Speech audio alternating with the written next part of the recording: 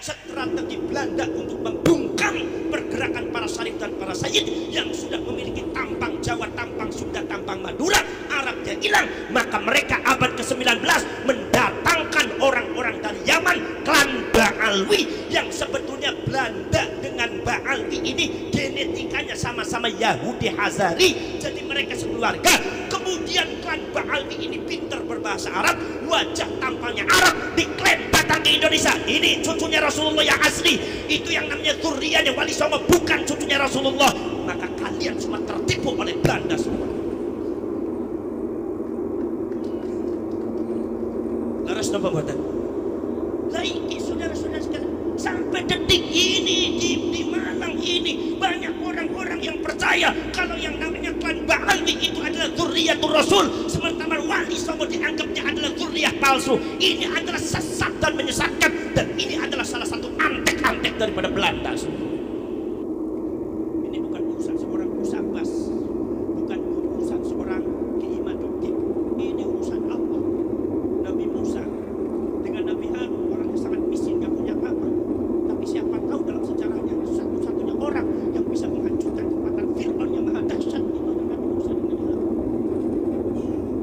Kenapa? Itu kekuatan Allah, bukan masalah Nabi Musa dan Nabi Harun. Ini kekuatan Allah, di mana masyarakat harus tahu. Tinggal masyarakat Malang mau ikut apa tidak. Kalau mau ikut selamat, nggak ikut tetap dalam kesesatan.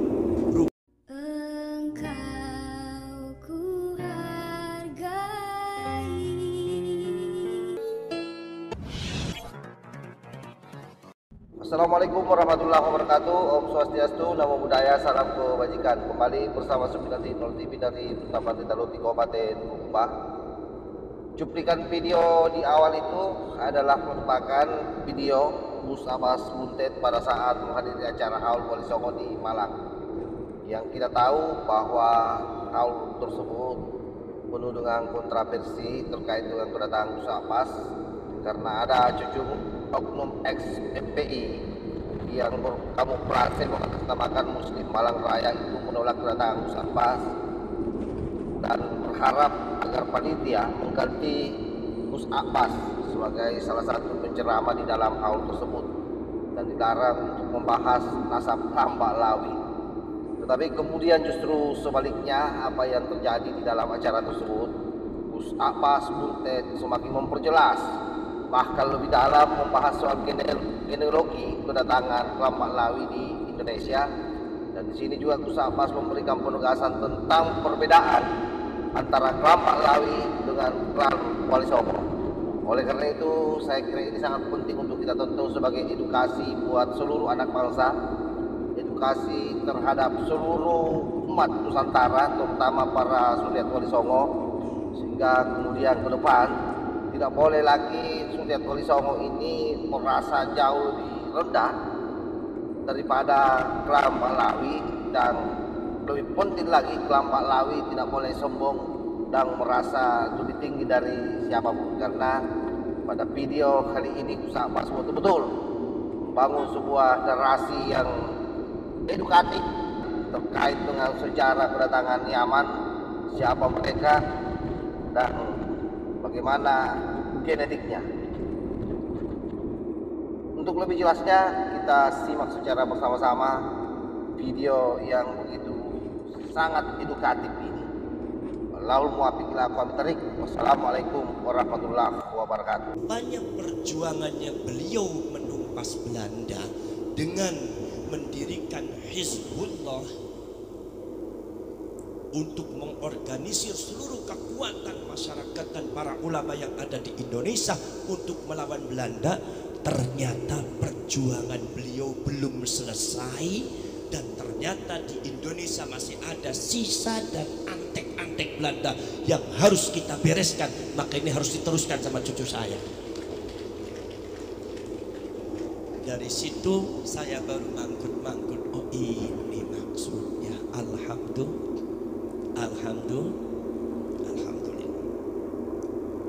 Saudara-saudara sekalian, ini saya bicara ini seluruhnya, ini adalah Banu Wali Songo. Dari Sunan Ampel, Sunan Diri, Sunan Derajat, Sunan Kudus, Sunan Muria, Sunan Bonang sampai Sunan Gunung Jati, Sunan Kalijogo. Ini kumpul semua ada di sini. Ini ibarat adalah reuni keluarga. Ini adalah ibarat merupakan sesuatu musyawarah keluarga untuk kembali menyusun sebuah kekuatan, yaitu kekuatan daripada dakwah Wali Songo. Kalau kita bicara Wali Songo, saudara-saudara sekalian, yang Anda ketahui bahwa Wali Songo ini tidak bisa disebut Habib. Wali Songo ini bukan Habib. Kalau ada habaib yang mencangkokkan Wali Songo itu adalah Habib, ada dua alternatif. Nomor satu pencangkokan nasab, nomor dua adalah antek daripada Belanda.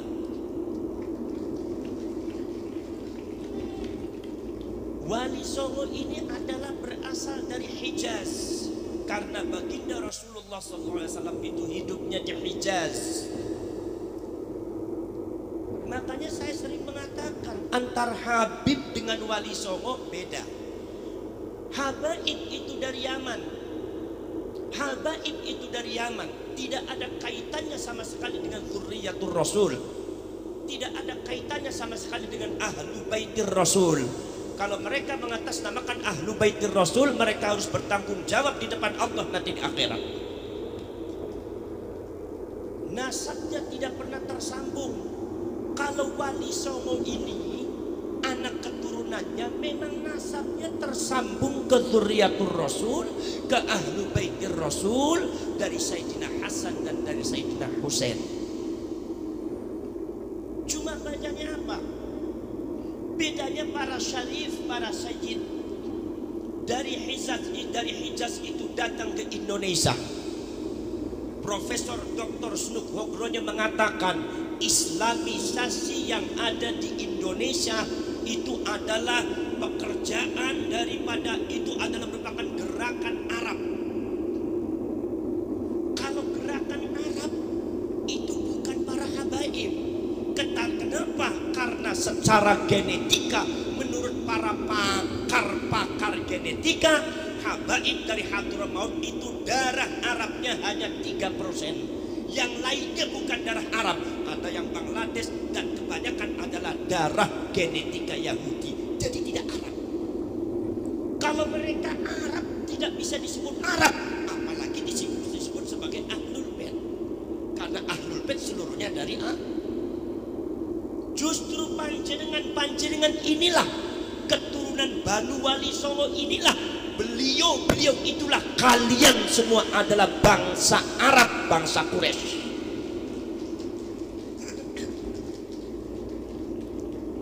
Saudara-saudara sekalian, ketika kemudian para syarif dan para sayyid itu diklaim dan diteliti oleh Profesor Dr. Snuk Hogronya dari mulai zaman Wali Songo sampai zamannya Mbah Hasyim Asy'ari, Mbah Abbas Buntet Pesantren, zamannya Mbah As'ad Samsul Arifin, Mbah Khalil Bangkalan, itu ternyata mereka adalah gerakan Arab yang disebut dipimpin oleh para syarif dan para sayyid, sehingga merubah Indonesia yang tadinya Hindu Buddha 90% dirubah oleh para syarif dan sayyid dengan cara-cara yang sangat luar biasa, dengan metode strategi dakwah yang sangat luar biasa, sehingga Indonesia menjadi 99% jadi muslim. Ini para syarif, para sayyid.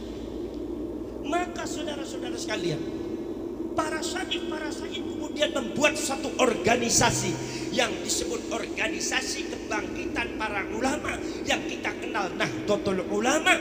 Makanya Profesor Dr. Snuk Hogronya merekomendasikan kepada pemerintah Belanda ingin menghancurkan Indonesia, hancurkan para syarif dan sayyid. Syarif dan sayyid membentuk Nahdlatul Ulama, ingin menghancurkan Indonesia, hancurkan Nahdlatul Ulama, Indonesia akan hancur. Bagaimana cara menghancurkan syarif dan sayyid? Pada waktu itu syarif dan sayyid dikejar-kejar. setelah ditangkap, dibunuh, dicincang, disiksa luar biasa. Pesantrennya dibakar, anak-anaknya dibunuh, santrinya banyak dibunuh. Karena Belanda tahu mereka itu adalah Syarif dan Sayyid. Makanya para Syarif dan Sayyid kemudian pada akhirnya bukan sekedar dafnul wujud, membenamkan dirinya supaya tidak ketahuan oleh Belanda sebagai Syarif dan Sayyid. Bukan sekedar nasabnya yang diumpetin, bukan sekedar nasabnya yang disimpan, tetapi fisiknya juga disimpan. Para Syarif, para Sayyid kawin dengan orang Jawa, kawin dengan orang Sunda, kawin dengan orang Melayu, kawin dengan orang Madura. Akhirnya wajah Arabnya hilang. Bagadah putra, banyak putra-putra Syarif dengan Sayyid, itu wajah Arabnya hilang. Sungguh darahnya Syarif dan Sayyid, tetapi hidungnya pesek-pesek. Makanya di Jawa ini banyak Syarif dan Sayyid hidungnya pesek. Dan inilah yang kurang difahami oleh klan Ba'alwi atau Habaib, sehingga kadang-kadang sangat menghina kepada kaum Dzurriyyatur Rasul, Ahlu Baitur Rasul, dengan mengatakan ente katanya cucunya Rasul, tetapi wajah Arabnya sudah nggak ada. Jangan sembarangan Habaib. Beliau yang namanya darah bukan ada di tampang, tapi darah adalah ada di dada kami. Saudara-saudara sekalian, makanya jangan aneh kalau di Malang ini banyak Syarif dan Sayyid hidungnya hidung pesek. Enggak begitu muncul.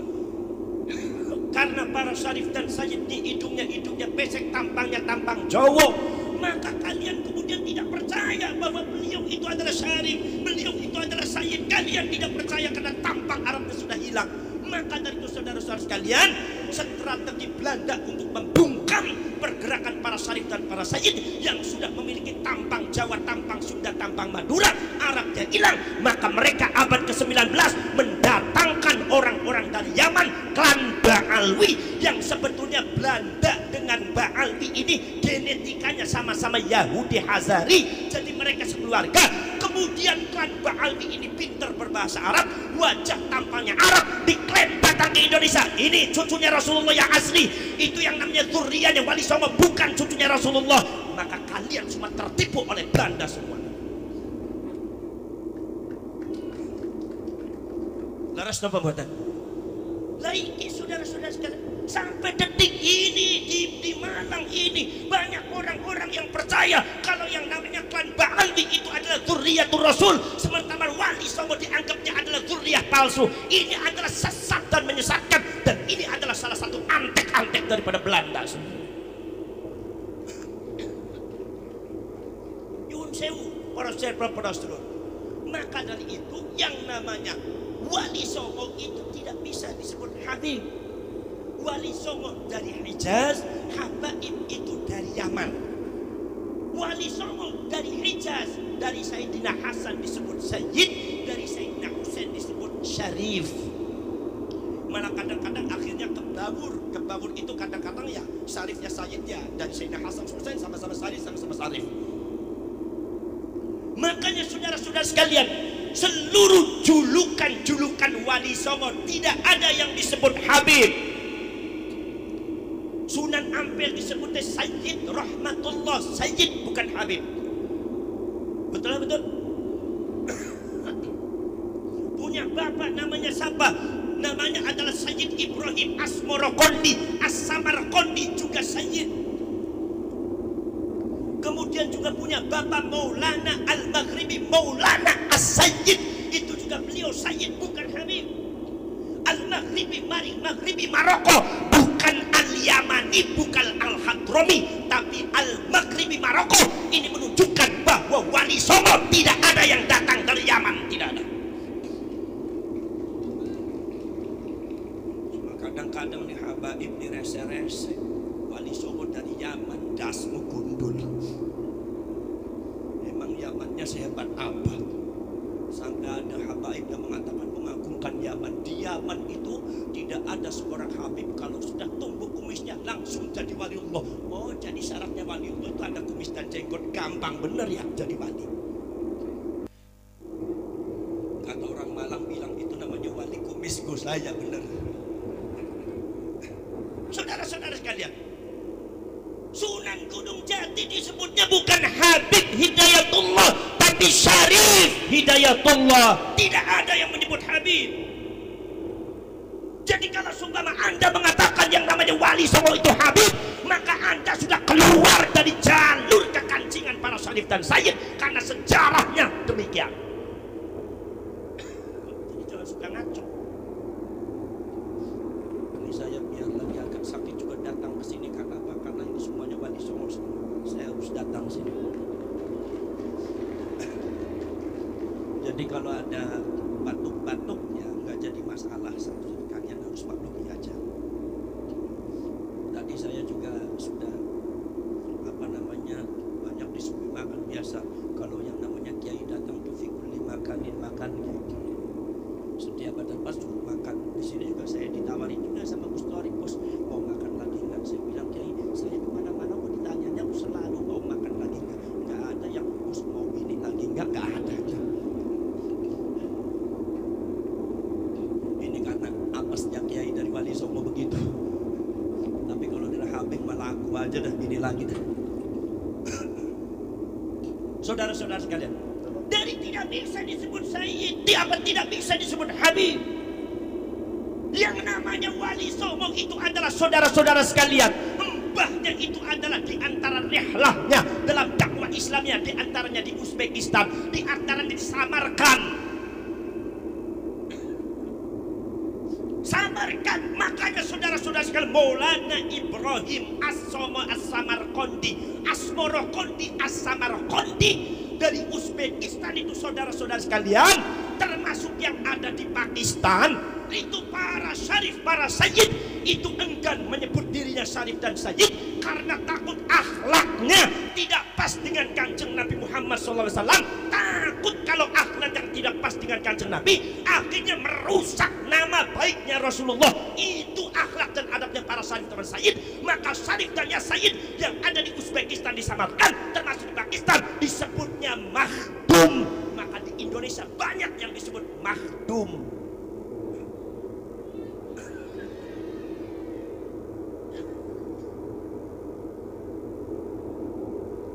Banyak disebut Makhdum. Sunan Bonang Maulana Makhdum Ibrahim, Sunan Gunung Jati Maulana Makhdum Gunung Jati, Sunan Kalijaga Maulana Makhdum Kalijaga. Jadi saudara-saudara sekalian, Makhdum itu bukan julukan Yaman. Di Yaman tidak ada Makhdum. Jadi kalau ente ngomong Wali Songo itu dari Yaman, ente menyalahi fakta sejarah.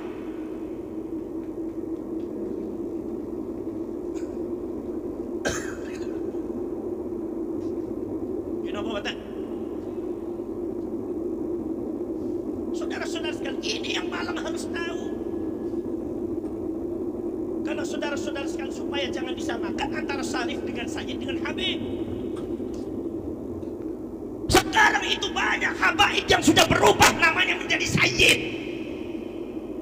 Para habaib dari Yaman sudah mengaku dirinya Syarif, mengaku dirinya Sayyid. Habibnya hilang, malah Sayyid dengan Syarif. Dari mana ente Sayyidnya?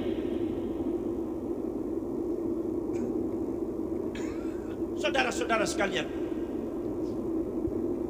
maka saudara-saudara sekalian,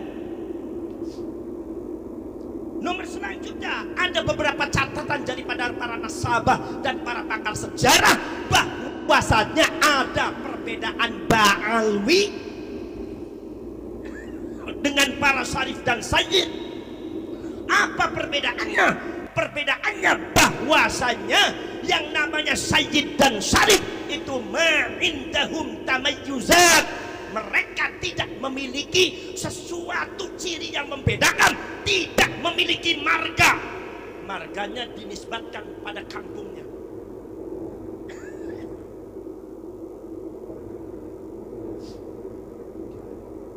Sayyid Rahmatullah Sunan Ampel Al-Jawi tidak ada marganya. Bin Sayyid Maulana Ibrahim As-Samarkandi Samarkand, itu kampungnya Samarkand. daerahnya Samarkand tidak ada marganya. Jadi sangat beda saudara-saudara sekalian. Tidak ada tamayuzan. Tamayuzan itu apa? Tamayuzan itu adalah sesuatu ciri yang membedakan satu marga. Seperti Ba'alwi, saudara punya marga, ada As-Sukaf, ada bin Yahya, ada Al-Muhtar, ada Al-Kaf, ada Al-Aidin, ada Barakbah. Itu saudara-saudara sekalian, ada marganya. Tapi yang namanya Dzurriyyatur Rasul, anak cucunya Rasulullah, sangat jarang. Bahkan 99% tidak memiliki marga. Makanya pada waktu Ba'alwi di Hijaz mengklaim dirinya Dzurriyyatur Rasul, Syarif Abdul Rafiq abad ke-13 langsung menolak. Kenapa menolak? Kata Syarif Abdul Rafiq mengatakan Dzurriyyatur Rasul tidak memiliki marga. Kenapa kalian punya marga? Dzurriyyatur Rasul, cucunya Rasulullah, dari Sayyidina Hasan, dari Sayyidina Husain, tidak ada marganya. Kenapa kalian punya marga? Yang memiliki marga itu biasanya orang Yahudi. Ada 12 marga orang Yahudi. Dzurriyyatur Rasul tidak memiliki marga. Makanya kalau ditanya Ki Ilzam marganya apa? Ya, nggak ada marganya. Marga mulia. Al-Manturi, Al-Malami, Al-Jawi, Asy-Syirboni, Al-Bantani. Itu marganya. Nggak ada marga. Hanya sedikit yang punya marga, paling-paling cuma 0,sekian%. Saudara-saudara sekalian, maka dari itu saudara-saudara sekalian, kalian semua masyarakat Malang harus bisa membedakan mana syarif, mana sayyid, mana habib. Kalau syarif dari sayyid itu dari Hijaz yang diturunkan ke Wali Songo. Kalau habaib itu dari Yaman. Yang mendatangkan habaib di Indonesia siapa? Orang Belanda. Ini fakta sejarah, bukan saya benci kepada habaib.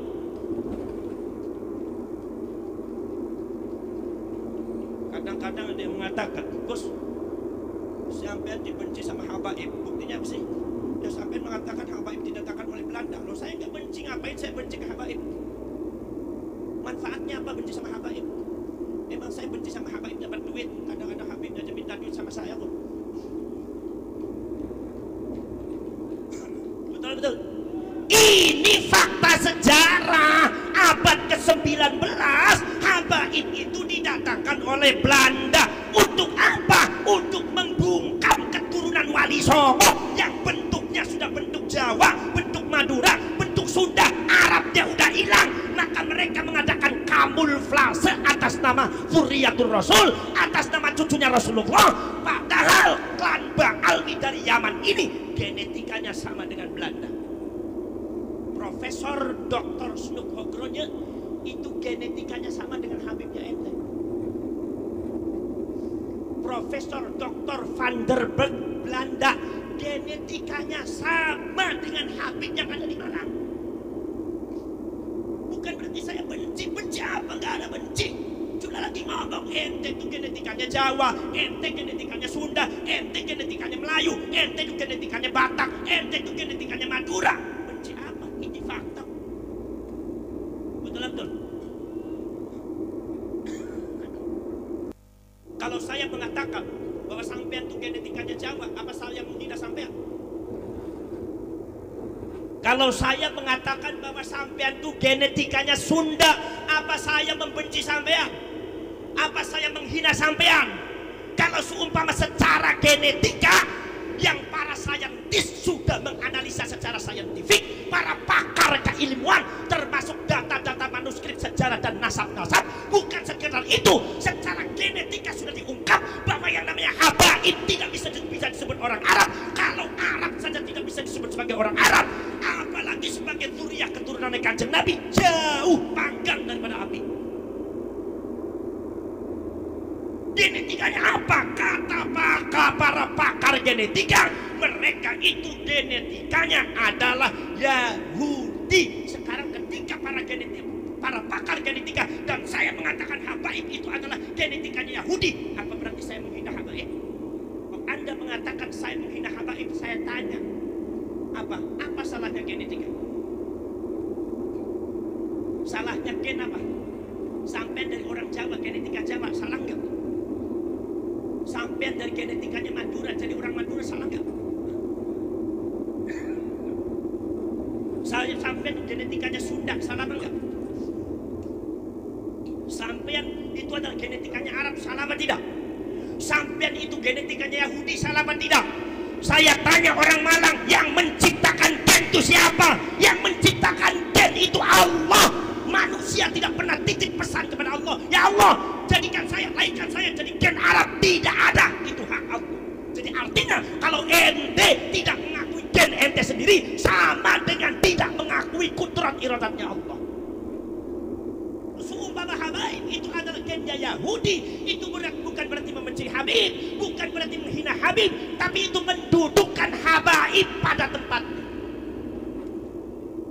Jadi kalau seumpama secara ilmiah ini namanya kuwatul ilmi, kekuatan ilmu. Ilmu itu adalah salah satu sifat daripada Allah, maka ini adalah kekuatan Allah. Kata Imam Ghazali, kekuatan ilmu adalah kekuatan Allah. Kekuatan ilmu sudah menunjukkan bahwa Anda itu genetikanya Yahudi, melawan kekuatan ilmu sama dengan melawan Allah. Gak akan menang.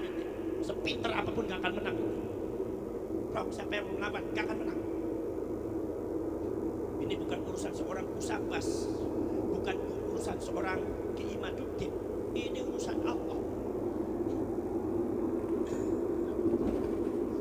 Nabi Musa dengan Nabi Harun, orangnya sangat miskin, gak punya apa-apa. Tapi siapa tahu dalam sejarahnya satu-satunya orang yang bisa menghancurkan kekuatan Fir'aun yang maha dahsyat itu adalah Nabi Musa dan Nabi Harun.